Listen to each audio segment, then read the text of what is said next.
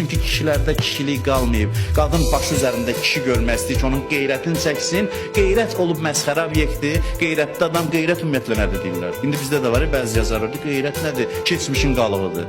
İnsan da azadlı yaşayır, kimlə istəyir, münasibət qurur falan. Gərək kişinin qeyrəti olsun. Qeyrət mövzusu da çox önəmlidir. Ailədə kişinin xanıma sahib çıxmasının bir əlaməti də budur ki, kişidə qeyrət olsun.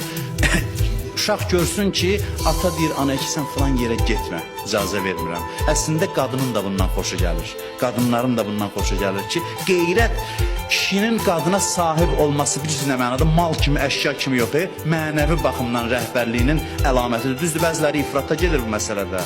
Zülm eləyir qadına, onu qeyrət adı ilə qısqanclıq eləyir və əslində qeyrətsizlik nəticəsi olur. İfrat qeyrət göstərmək. Amma yox, yerində olarsa qeyrət, o zaman qadının da ondan xoşu gəlir. Qadın necə kişi istəyir? Elə kişi istəyir ki, onu biraz qısqansın və bir qədər də, bir xeyli də qeyrəti olsun.